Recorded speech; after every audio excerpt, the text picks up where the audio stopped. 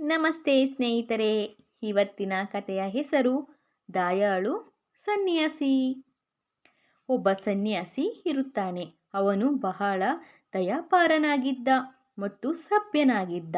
ಒಂದು ದಿನ ಅವನು ದಾರಿಯಲ್ಲಿ ಹೋಗುತ್ತಿರುವಾಗ ಒಂದು ಹಾವು, ಒಂದು ಹುಲಿ, ಒಂದು ಕೋತಿ ಮತ್ತು ಒಬ್ಬ ಮನುಷ್ಯ ಒಂದು ಬಾವಿಯಲ್ಲಿ ಬಿದ್ದಿರುವುದನ್ನು ನೋಡಿದ.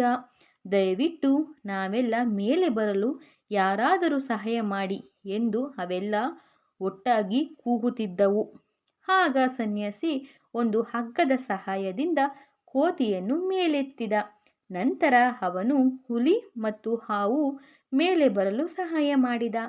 ಸನ್ಯಾಸಿ ಕೊನೆಯಲ್ಲಿ ಮನುಷ್ಯನನ್ನು ಮೇಲೆತ್ತಲು ಹಗ್ಗವನ್ನು ಬಾವಿಗೆ ಎಸೆಯಲು ಹೋದಾಗ ಇದ್ದಕ್ಕಿದ್ದಂತೆ ಹಾವು, ಅಯ್ಯೋ ಸನ್ಯಾಸಿ, ಆ ಮನುಷ್ಯನನ್ನು ಮೇಲೆತ್ತಬೇಡ, ಅವನೊಬ್ಬ ಕಳ್ಳ, ನಿನಗೆ ಮೋಸ ಮಾಡುತ್ತಾನೆ ಎಂದಿತು. ಆದರೆ ದಯಾಳು ಸನ್ಯಾಸಿಗೆ ಮನುಷ್ಯನ ಮೇಲೆ ಕನಿಕರ ಬಂದು ಅವನ ಸ್ಥಿತಿ ನೋಡಲಾರದೆ ಬಾವಿಯಿಂದ ಮೇಲೆ ಬರಲು ಸಹಾಯ ಮಾಡಿದ.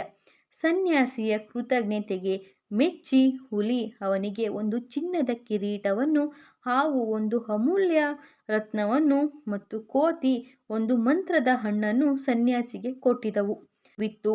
ಆದರೆ ಕಳ್ಳನಾದ ಮನುಷ್ಯನಿಗೆ ಆ ವಸ್ತುಗಳ ಮೇಲೆ ಕಣ್ಣು ಬಿತ್ತು. ಅವನು ಸನ್ಯಾಸಿಯ ಬಳಿ ಹೋಗಿ, ಸ್ವಾಮಿ, ನಾನು ಬಹಳ ಬಡವ, ನಿಮಗೆ ಬಹುಮಾನ ಕೊಡಲು ನನ್ನಲ್ಲಿ ಏನೂ ಇಲ್ಲ. ಆದರೆ ನಾನು ನಿಮ್ಮ ಭಕ್ತನಾಗಿ ಸೇವೆ ಸಲ್ಲಿಸಲು ಇಚ್ಛೆಪಡುತ್ತೇನೆ. ದಯವಿಟ್ಟು ನನ್ನನ್ನು ಸ್ವೀಕರಿಸಿ ಎಂದು ಆ ಕಳ್ಳ ಮನುಷ್ಯ ಸನ್ಯಾಸಿಯ ಬಳಿ ಕೇಳುತ್ತಾನೆ.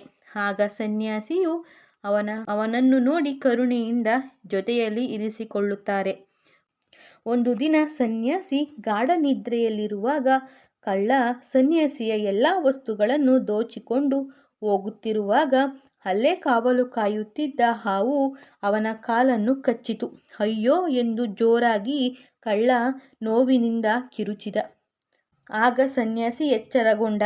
ನಂತರ ಹಾವು ಹೇಳಿದ್ದು ನಿಜವೆನಿಸಿ ಅವನು ಹಾವಿಗೆ ಧನ್ಯವಾದ ಹೇಳಿದ. ಕಳ್ಳ ನಂತರ ಓಡಿ ಹೋದ. ಈ ಒಂದು ಕತೆ ನಿಮಗೆ ಇಷ್ಟವಾಗಿದ್ದರೆ ನಮ್ಮ ಚಾನಲನ್ನು ಸಬ್ಸ್ಕ್ರೈಬ್ ಮಾಡಿ ಮತ್ತು ಲೈಕ್ ಮಾಡಿ. ಧನ್ಯವಾದಗಳು.